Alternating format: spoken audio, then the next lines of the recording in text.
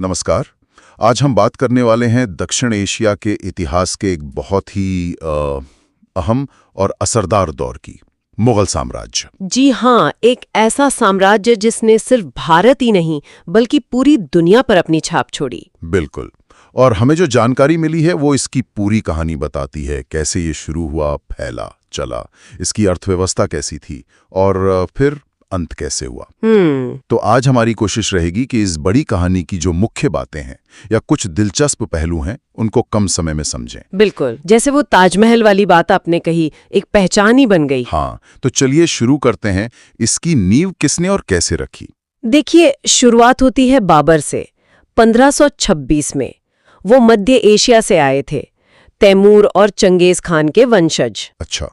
और कहते हैं कि उन्हें पड़ोसी सल्तनतों से जैसे सफावी और ऑटोमन से काफी मदद मिली थी, खासकर फौजी तकनीक में। फौजी तकनीक मतलब जैसे? हाँ, जैसे तोपें और बंदूकें, ये उस वक्त यहाँ के लिए नई चीज थी। ओह, और इसका इस्तेमाल उन्होंने?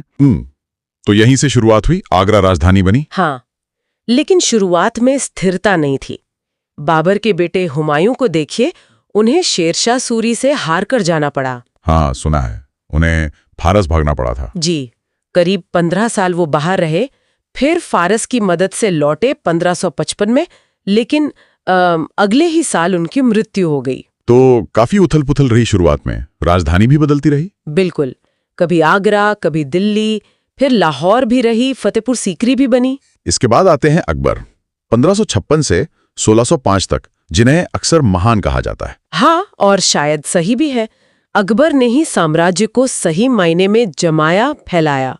उन्होंने एक नया प्रशासनिक ढांचा खड़ा किया। वो मनसबदारी वाला? जी, मनसबदारी। ये अफसरों की रैंक और उनकी सैनिक जिम्मेदारियों का सिस्टम था, और टैक्स के लिए जब्त प्रणाली लाई गई। जब्त? ये क्या था? इसमें जमीन की पैमाइश करके उपज के आधार पर टैक्स तय होता था और ज्यादातर नकद में लिया जाता था। इससे एक तरह से अर्थव्यवस्था थोड़ी मजबूत हुई, किसान बाजार से जुड़े। अच्छा। और उनकी वो धार्मिक नीति सुलह-कुल। हाँ, सुलह-कुल यानी सबके साथ शांति। हाँ, उन्होंने जजिया कर हटाया, यहाँ तक कि दीन इलाही नाम से एक साझा धर्म बनाने की भी कोशिश की, हालांकि वो चला नहीं। और यूरोपीय कंपनियों से व्यापार भी बढ़ाया उन्होंने। जी। पुर्तगालियों और अंग्रेजों के साथ व्यापारिक संबंध बढ़े। अकबर के बाद कौन? जहांगीर? हाँ, जहांगीर 1605 से 1627।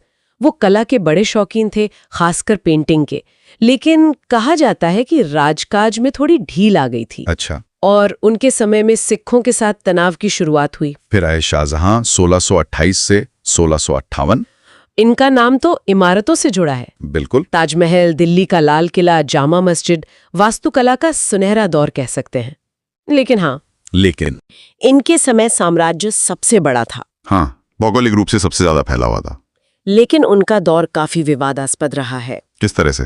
उन्होंने इस्लामी कानून शरिया पर बहुत जोर दिया, गैर मुसलमानों पर जजिया टैक्स फिर से लगा दिया। ओह। सिख गुरु तेग बहादुर की हत्या भी उनके समय हुई, और सबसे बढ़कर दक्कन में उनके बहुत लंबे युद्ध चले मराठों के खिलाफ। और इन युद्धों का असर बहुत गहरा पड़ा। शाही खजाना खाली होने लगा, प्रशासन पर भी असर हुआ। उनकी विरासत पर आज भी बहस होती है। कुछ इतिहासकार उन्हें कट्टर मानते हैं, तो कुछ ये भी बताते हैं कि उनके प्रशासन में हिंदू अधिकारियों की संख्या पहले से ज्यादा थी। काफी जटिल है ये तो। अच्छा, इतने बड़े साम्राज्य का प्रशासन चलता कैसे था? क्या सिस्टम था? ज्यादातर वही सिस्टम चलता रहा जो अकबर ने बनाया था।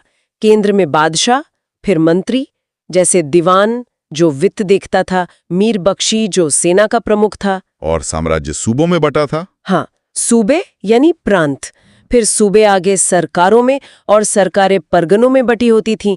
एक दिलचस्प बात यह थी कि सूबे के जो मुख्य अधिकारी होते थे वो सीधे बादशाह को रिपोर्ट करते थे, सूबेदार को नहीं। अच्छा, ताकि सूबेदार ज्यादा ताकतवर ना हो जाए। शायद यही वजह रही होगी।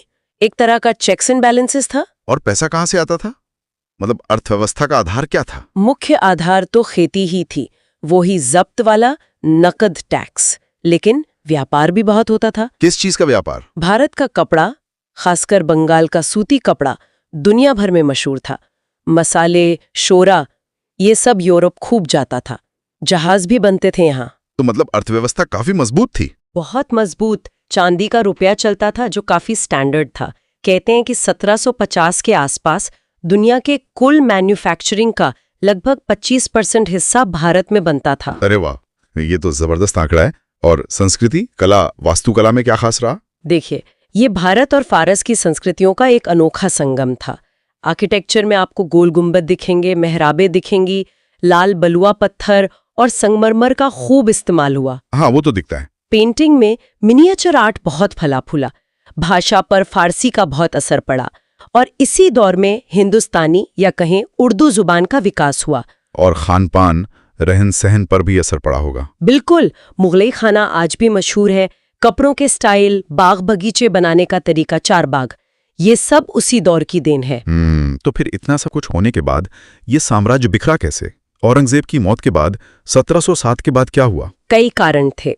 एक तो औरंगजेब के बाद जो बादशाह आए वो उतने काबिल नहीं थे। कमजोर शासक। हाँ, फिर गद्दी के लिए आपस में ही लड़ाइयां होने लगी। इसे उत्तराधिकार का युद्ध कहते हैं। इससे दरबार में गुटबाजी बढ़ी, प्रशासन कमजोर हुआ और बाहर से भी दबाव बढ़ा होगा। बिल्कुल, मराठे बहुत ताकतवर हो गए थे, सिख भी अपनी शक्ति बढ़ा रहे थे। और फिर 1739 में ईरान के नादिर शाह का हमला हुआ। हाँ, दिल्ली की लूट। उसने तो जैसे मुगल सत्ता की कमर ही तोड़ दी। कोहिनूर हीरा और तख्ते ताउस भी वो लूट कर ले गया। पर उसके बाद साम्राज्य बस नाम का रह गया। काफी हद तक जो सूबे थे जैसे बंगाल, अवध, हैदराबाद, वो लगभग आजाद हो गए। वो नाम के लिए बादशाह को मानते थे पर चलते अपनी मर्जी से थे। और मुगल बादशाह? वो बस दिल्ली के आसपास के